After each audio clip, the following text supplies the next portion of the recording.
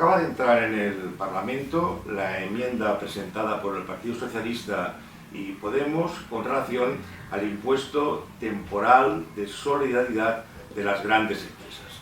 Se introduce a través de una enmienda al impuesto sobre la banca y es de esperar que esté aprobado antes del 31 de diciembre de este año.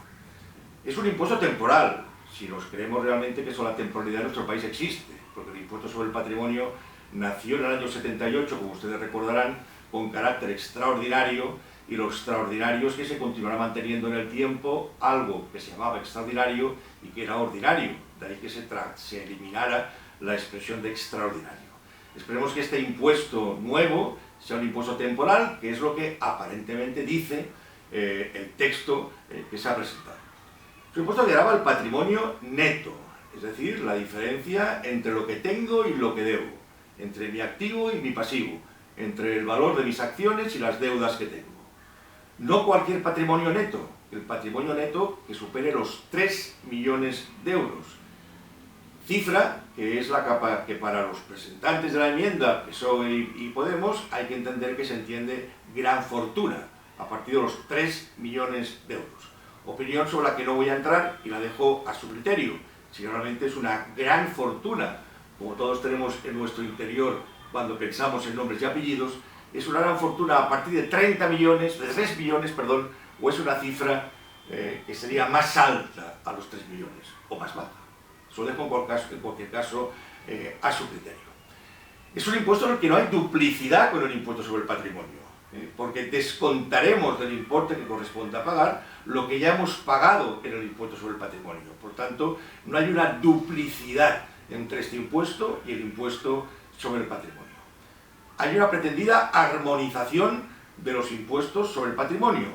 Recuerden que esta enmienda surge como consecuencia de la eliminación en la Junta de Andalucía del impuesto sobre el patrimonio, decisión que fue inmediatamente adoptada por otras comunidades autónomas, entre otras, si la memoria no me falla, la de Galicia. Consecuencia de esta supresión práctica del impuesto sobre el patrimonio, el gobierno reaccionó diciendo, pues yo voy a poner impuesto de patrimonio. Y como no lo podía hacer así de sencillo, dijo que iba a poner un impuesto sobre las grandes fortunas, que es lo que hace a partir de 3 millones de euros. Pero en realidad es un impuesto sobre el patrimonio 2 para grandes fortunas, del que puedo descontar lo que ya he pagado en la comunidad autónoma correspondiente. Eso quiere decir que si Cataluña, que tiene impuestos sobre el patrimonio, tenemos la suerte de tener grandes fortunas que paguen este nuevo impuesto, esas personas afortunadas podrán descontar lo que han pagado de impuestos sobre el patrimonio a Cataluña.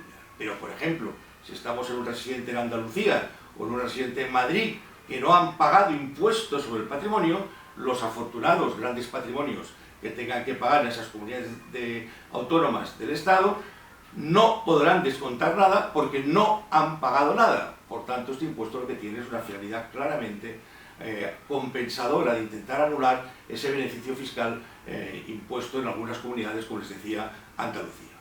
Si no se modifica, este es un impuesto que va a poder ser comprobado por la comunidad autónoma y por el Estado, porque tenemos un impuesto autonómico, que es el impuesto sobre el patrimonio, cuya competencia de comprobación es de la inspección de cada comunidad autónoma, pero tenemos un impuesto de grandes fortunas, que es competencia del Estado y cuyas competencias inspectoras son del Estado.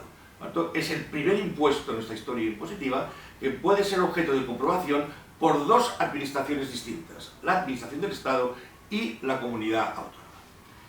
Y déjenme también deciros un poco cuál es mi opinión sobre este impuesto, que es tan sencillo como impuesto sobre el patrimonio 2, pero para los que ganen más de 3 millones a quienes tengan más de un patrimonio neto más de 3 millones de euros, insisto, es un impuesto complementario en el que se descuenta lo ya pagado.